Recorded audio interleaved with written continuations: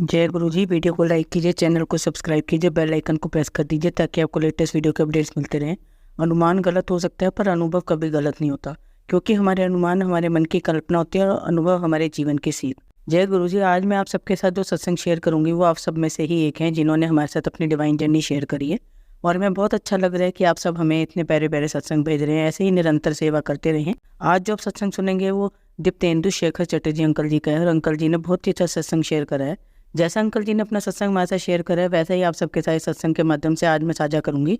और मेरी छोटी सी कोशिश यह रहती है जो ब्लेस सत्संग हम आपको सुनाते हैं वो हर घर तक पहुंच सके और सब संगत सत्संग सुने और ब्लेस हो सके। इसलिए सब संगत सत्संग के अंत तक बने रहना और सत्संग को बहुत ध्यान से सुनना और सत्संग को बीच में ना छोड़े, क्योंकि सत्संग सुनने वाले का भी कल्याण होता है, सत्संग करने वाले का भी। और हो सकता है जो आज आप सत्संग सुने उससे आपको भी अब कई सवालों के जवाब मिल जाएं। तो चलिए सत्संग शुरू करते हैं। जय गुरु जी। नवंबर 1984 में गुरु जी के संपर्क में आने के पश्चात मैं अपने आपको अति सौभाग्यशाली मानता हूँ। इस अंतराल में अब तक अनेक बार मुझे और मेरे मित्रों व परिचितों को गुरु जी का आशीष मिला है। मैं उनमें से कुछ स्मरणों का विवरण यहाँ कर रहा हूँ। गुरु जी को जब मैं पहली बार मिला तो एक स्कूटर दुर्घटना में मेरी पत्नी के बाएं कंधे का जो थी हड्डी टूट गई थी। पता चला कि चंडीगढ़ में एक महापुरुष रह रहे हैं जिनके पास पीजीआई जैसे विख्यात संस्थान के चिकित्सक अपने असाध्य रोगियों को भेजते हैं। हम भी उनके पास पहुंचे। उस समय से अब तक का 22 वर्ष का समय हमने उन महापुरुष के चरणों में बिताया। जब तक उनके पास प्रातः 4 बजे पहुंचे तो उन्होंने मेरे हाथ अपने हाथों में ले लिया। मुझे ऐसा प्रतीत हुआ मेरे शरीर में अमृत प्रवाह हो रहा है। गुरुजी ने मुझे बताया कि मैंने एक मुखी रुद्राक्ष धारण किया हुआ है। उन्होंने यह भी कहा कि उस पर एक शिवलिंग बना हुआ है जिसका मैंने विरोध किया। उनके कहने पर मैंने उन्हें वह रुद्राक्ष दिखाया। उन्होंने वह रुद्राक्ष अपने हाथ में लेकर उसे गंभीरता से देखने की मुद्रा बनाई और फिर मुझे उस पर शिवलिंग देखने को कहा।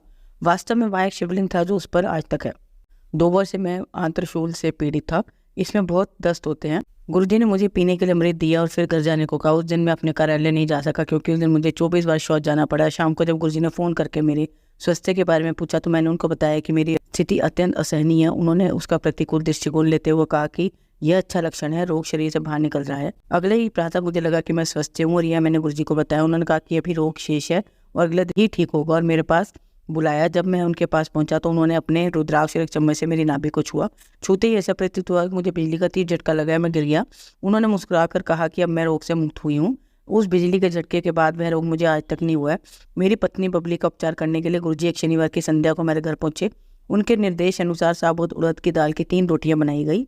एक रोटी के आधे हिस्से को शौचालय में डालकर जल प्रवाहित कर दिया गया। शेष रोटियों को उन्होंने बबली के कंधे पर रखकर कुछ उच्चारण किया और मेरे हाथों में देखकर बोले कि यह काले कुत्ते को खिला दूं।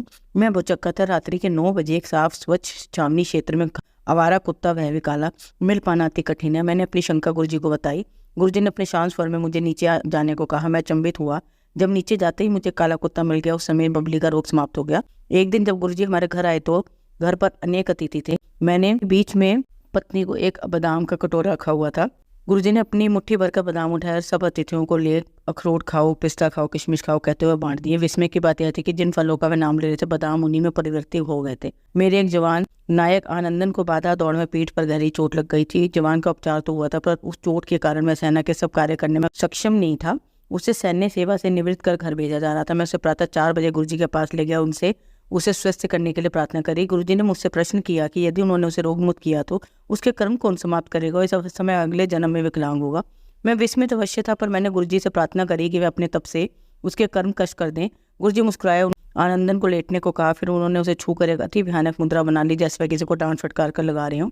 मैं नीचे लेटे हुए आनंदन बच्चे की भांति धीरे धीरे सिसक कर रो रहा था। मैं उसे आश्चर्यचकित था। फिर उन्होंने आनंदन को उठकर अपने शरीर पर से सब पट्टियां उतारने को कहा। उन्होंने कहा कि उसे स्वस्थ होने में समय लगेगा और उसे तीसरे दिन पुनः लेके आऊँ। अगले दिन प्रातः जब मैं पीटी के लिए जा रहा था तो मैंने आनंदन को अपनी बैरक के बाहर दंड लगाते हुए देखा जैसे वह अपना शक्ति प्रदर्शन कर रहा था। मैंने उसे रोकने के लिए कहा तो वह बोला अब उसे कोई दर्द नहीं हो, लग रहा है कि वह रोग मुक्त हो गया। मैंने उसे गुरुजी के अगले दर्शन तक यह बातें गोपनीय रखने के लिए कहा। तीसरे दिन जब हम गुरुजी के पास गए तो उन्होंने मुझे अपने पास बुलाया। आनंदन की उंगली करते हुए कहा कि वह शनि के प्रकोप से बाहर आया। आनंदन का रंग साफ हो रहा था। उसका वजन 13-14 किलो घट गया था। गुरुजी ने फिर आनंदन से प्रश्न किया कि उसके छूने के बाद क्या हुआ। आनंदन ने बताया कि तब से वह सोया नहीं है। गुरुजी ने तुरंत एक चाय के चम्मच से उसकी बाल ग्रंथि कुछ हुआ। उन्होंने फिर उसे निर्देश दिया कि आनंदन को बैरक में पहुंचाकर उसे सोने दूं। गुरुजी के स्थान के बाहर निकलते ही उसका सिर मेरे कंधे पर टिका और वह सो गया। वाहन चालक की सहायता से हम उसे बैरक तक ले गए और उसे उसके बिस्तर पर लिटा दिया। आनंदन 3 दिन तक सोता रहा और पूर्णतः रोग मुक्त हो गया। तदुपरांत चिकित्सकों ने जब उसके परीक्षण किए तो उसे स्वस्थ देखकर आश्चर्यचकित रह गया। अब उसके पास उसे सब सैन्य सेवाओं के लिए योग्य घोषित करने के अन्यथा कोई और विकल्प नहीं था। Colonel DR. चौधरी विदुर थे और चंडी मंदिर में हमारे घर के सामने रहते थे। एक दिन गुरुजी उनके घर गए और एक चित्र को देखकर उसके बारे में पूछा। कर्नल चौधरी ने कहा कि वह उसकी मृत पत्नी का है, जिसे भाग्य ने उसे सदा सदा के लिए दूर कर दिया। गुरुजी बोले, वह तो यहीं पर है, और क्या वह देखना चाहोगे? हम असमझ में थे। फिर उन्होंने अपने हाथ उठाया और हिलाया। अचानक वह चित्र हिलने लगा। फिर वह मेज जिस पर चित्र रखा हुआ था उसके बाद एक एक करके उस कमरे की सब वस्तुएं, अलमारी, सब कुछ मातृभूमि पर छोड़कर फिर धीरे धीरे सब शांत हो गया। गुरुजी पुनः बोले कि वह अपने पुत्र को छोड़कर कहीं नहीं जा सकती, वह तो इधर ही है। एक शाम को गुरुजी हमारे घर पर आए। उस संगत में आसपास के कई सज्जन भी आए हुए थे। कर्नल चौधरी मेरे से अकेले में बात करना चाह रहे थे। दूसरे कमरे में जाने पर बोले कि उन्होंने अपने पुत्र टिल्तू को जब गुरुजी के पास जाकर आशीर्वाद लेने के लिए कहा तो उसने उत्तर दिया कि संतों के पास जाने की आयु तो इसकी है, वह तो संगीत सुनना चाहता है। इस बात पर कर्नल चौधरी को गुस्सा आ गया था और उन्होंने उसे चाटा मार दिया था। वह चाह रहे थे कि मैं जाऊं, उसे समझाऊं। मैंने उत्तर दिया कि स्थिति को थोड़ा शांत होने देते हैं, उसके बाद मैं उसे समझाऊंगा। उसके बाद हम गुरुजी के चरणों में आकर बैठ गए जैसा कुछ हुआ ही ना हो। गुरुजी ने कर्नल चौधरी को देखा और बोले कि अब पुत्र बड़ा हो गया, उसे मारने की क्या आवश्यकता है। उसी क्षण टिल्तू के कमरे में प्रवेश करके गुरुजी के चरण स्पर्श किए। पहले गुरुजी अमृत बड़ा करते थे, प्रत्येक भक्त को एक गिलास मिलता, और मैं अपने भाग का एक गिलास पी चुका था। उस दिन मैं गुरुजी के निकट बैठा हुआ था। मेरे मन में विचार उत्पन्न हुआ कि यदि गुरुजी मुझे एक और गिलास देते तो निश्चित हो जाएगा कि वे मेरे मन की बात पढ़ रहे हैं। उस समय गुरुजी किसी और को गिलास दे रहे थे, वह रुके। उन्होंने एक गिलास मुझे थमा दिया। 15 मिनट उपरांत मैंने सोच कर यह विचार मन से त्याग दिया। अब मेरे मन में आया कि यदि वह मुझे तीसरा गिलास देते मुझे विश्वास हो जाएगा कि मेरे मन के भाव जान सकते हैं। मैं उसी समय रुके और मेरी ओर देख कर बोले कि लो यह गिलास तुम स्वयं ही पी लो। पहले गुरुजी को कोई स्पर्श नहीं कर सकता था, भक्त दूर से प्रणाम करते थे। एक बार जब मैं उनके पास बैठा हुआ था, मेरे मन में विचार आया कि मैं उनसे मिलकर अति भाग्यशाली हूँ, पर कितना अच्छा हो यदि गुरुजी मुझे अपने चरण स्पर्श करने दिया। उन्होंने उसी क्षण मेरी ओर देखा। अगले दिन दोपहर को वह हमारे घर आए। बिस्तर पर लेटने की इच्छा प्रकट की। प्रसन्नता पूर्वक मैं उनके कमरे में ले गया तो उन्होंने लेटकर प्रश्न किया कि क्या मैं घर में ही होगा। मेरे हामी भरने पर उन्होंने मुझे उससे अपने पैर की मालिश करने को कहा। उस समय तक मैं पिछले दिन की मनोकामना को भूल गया था। आधा घंटे के बाद उन्होंने पूछा कि वह क्या कर सकते हैं। तब मुझे आभास हुआ कि वह केवल मेरी इच्छा पूर्ति करने आए थे। उस समय 42 वर्ष के आसपास होऊंगा जब मुझे निकट की वस्तुएं धुंधली दिखने लगी। मैंने गुरुजी से अपनी दृष्टि ठीक करने का निवेदन किया तो वह बोला यह तो आयु के साथ ही होता है, पर मैंने पुनः उनसे अपनी दृष्टि ठीक करने का आग्रह किया। जब हम चंडी मंदिर में रहते थे, एक दिन में साधु ने जो समूह के सामने बोलने से कतराते थे, रांची से फोन किया कि हम गुरुजी से निवेदन करके उनके द्वारा सैन्य अधिकारियों को दिए जाने वाले भाषण को रद्द करवा दें। हम उसका चित्र लेकर गुरुजी के पास प्रातः 4 बजे पहुंचे। गुरुजी के कमरे में प्रवेश करते ही उन्होंने मुस्कुरा कर कहा कि क्या तुम मुझे अपने साधु का फोन आया, वह कहा है, उसे क्या चाहिए। जब हमने अपनी समस्या बताई तो उन्होंने हमें बैठने को कहा और अपने अन्य कार्य करने लगे। समय बीत रहा था तो हमने उनसे पुनः कुछ करने की विनती करी, पर उन्होंने हमें प्रतीक्षा करने को कहा। अचानक 8 बजे उन्होंने उसका चित्र मांगा और उस पर अपनी उंगलियां फेरने के बाद कहा कि उन्होंने समस्या को अंतरित कर दिया। अब वह भाषण एक ऐसे व्यक्ति दे देगा जो हिंदू नहीं है। उस शाम को मेरे साधु ने फोन पर बताया कि वह ऐसा भाषण अब एक मुस्लिम अधिकारी देगा। जब हमने उससे पूछा कि वह निर्णय कब लिया गया तो उसने कहा कि प्रातः 8:05 पर। मेरा सेवादार छुट्टी गया था। मुझे एक अन्य सेवादार मिला जिसका यौन परिवर्तन आरंभ हो चुका था। मेरे सूबेदार मेजर और मैं दोनों चिंतित थे जब अब वह कैसे सेना में कार्यरत होगा, जवानों की बैरक में कैसे रहेगा। एक दिन जब गुरुजी मेरे घर आए तो मैंने उस लड़के को ठीक करने के लिए विनती करी। गुरुजी ने प्रश्न किया कि मैं कहाँ से ऐसे रोगी लेकर आता हूँ। मैंने उत्तर दिया कि गुरुजी यह तो उसका भाग्य है और उसे ठीक होना है, इसलिए वह मेरे पास है। गुरुजी ने उसकी पीठ पर एक चम्मच रखा और वह ठीक हो गया। एक दिन मुझे ज्वर हो गया तो मैं धूप में लेटा हुआ था। दोपहर को 3 बजे गुरुजी हमारे घर आए। उन्होंने मेरे स्वास्थ्य के बारे में प्रश्न किया। मुझे सिर दर्द, ज्वर और मुंह में गंदा स्वाद था, साथ में नाक भी बह रहा था। उन्होंने मेरी पत्नी को डॉक्टर को बुलाने को कहा। तुरंत कर्नल चौधरी ताप नापने का यंत्र लेकर आए। उन्होंने मेरा ताप 103 डिग्री नापा। गुरुजी के प्रश्न करने पर उन्होंने बताया कि औषधियों से 48 घंटे में मैं ठीक हो सकता हूँ, अन्यथा 3 दिन लगेंगे। गुरुजी ने मेरी पत्नी को एक चम्मच थोड़ा सा नमक जल लाने को कहा। उन्होंने एक चम्मच में थोड़ा सा नमक जल मिलाया और कुछ मंत्रोच्चारण करके मेरी नाक में डाल दिया। मुझे लगा कि मेरे अंदर का सब कुछ बाहर निकल जाएगा। मैं बाथरूम भागा और मेरी नाक से बहुत सा तरल पदार्थ निकला। मैं अपना मुंह धोकर आधे मिनट के बाद बाहर आया। गुरुजी ने डॉक्टर को पुनः मेरा ताप नापने को कहा। वह 97.5 डिग्री था। गुरुजी ने पूछा कि अब तक मुझे कोई बहती नाक, सिर दर्द या मुंह में गंदा स्वाद है। अब मेरा उपचार हो गया था, अतः मैंने नकारात्मक उत्तर दिया। जनवरी 85 के मध्य में गुरुजी ने कहा कि वह मेरी पत्नी बबली के जन्मदिवस 25 जनवरी की शाम में हमारे घर आएंगे। उस दिन हमारे घर पर अनेक अतिथि आए। कुछ महिलाएं अपने शॉल गुरुजी को सुगंधित करने के लिए दे रही थी। गुरुजी उनकी शॉल को एक बार पहनकर कह रहे थे कि यह 1 सप्ताह तक सुगंधित रहेगा, यह 15 दिन तक, यह 1 महीने आदि आदि। मैंने उनको एक फौजी कंबल देकर पूछा कि वह कितने दिन सुगंधित रहेगा। गुरुजी ने मुस्कुराकर उत्तर दिया 1 वर्ष, और वैसा ही हुआ। मैं देहरादून में था और पिछले 3 वर्ष से गुरुजी से कोई संपर्क नहीं था। एक रात को मेरे कान में अत्यधिक दर्द हुआ, मेरे कान के पर्दे फट गए। अगले दिन प्रातः जब मैं कर्ण, नासिक और कंठ विशेषज्ञ के पास गया तो परीक्षण करके उन्होंने कहा दोनों कान क्षतिग्रस्त हो चुके हैं क्योंकि मैं सुन नहीं सकता था। उन्होंने यह मुझे लिखकर बताया। उन्होंने कहा कि सेना के चिकित्सक कान के नए पर्दे लगाने के लिए शल्य चिकित्सा कर सकते हैं, पर उसकी सफलता केवल 5% ही होगी। अतः मुझे मानसिक रूप से सेना से निवृत्त होकर घर जाने के लिए तत्पर रहना चाहिए। उसी शाम एक सिख सज्जन हमारे घर आए और उन्होंने कहा कि गुरुजी ने जलंधर से मेरे लिए अमृत भेजा है। उन्होंने यह भी बताया कि उनको पता है कि मुझे सब सुनाई नहीं देता। 3-4 दिन अमृत पीने के बाद मेरे कान के पर्दे पुनः ठीक हो गए और मेरी श्रवण शक्ति लौट आई। डॉक्टर अचंभे में थे कि वह कैसे संभव हुआ। मैं देहरादून में ही था जब मुझे 88 में सरकार से कार ऋण प्राप्त हुआ। मैं समझ में था कि कार कहाँ से लूँ, देहरादून, दिल्ली या कलकत्ता से। एक दिन मुझे दिल्ली से कर्नल चौधरी का फ़ोन आया कि गुरुजी तूफान की बातें उनके कार्यालय में आए थे और उन्होंने कहा कि चटर्जी देहरादून में कार लेने के बारे में चिंतित है।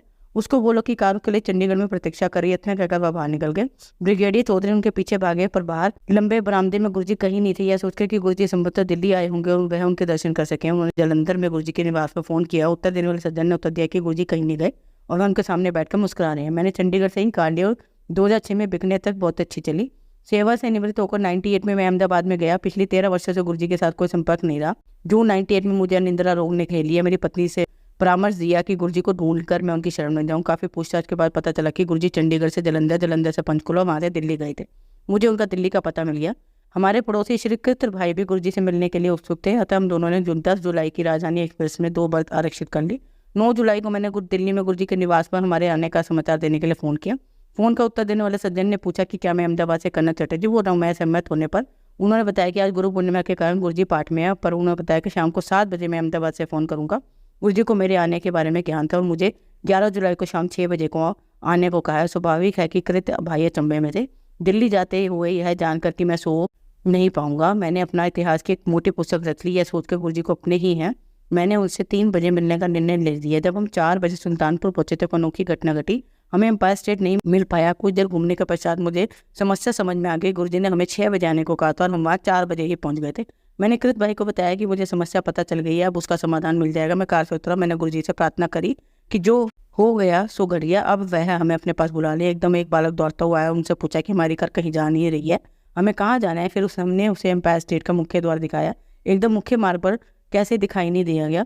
घर पहुंचने पर गुरुजी ने मेरा आलिंगन किया और बोले कि मैं इतने वर्षों के उपरांत उनके पास आया हूँ, पिछले 21 दिन से सोया नहीं हूँ, आज मैं सोऊंगा, मैं लंगर करके जाऊंगा। लंगर के बाद हम अपने होटल में वापस आए और मैं वह इतिहास की पुस्तक पढ़ने लगा। शीघ्र मुझे लगा कि साथ वाले कमरे में कोई अगरबत्ती जला रहा है।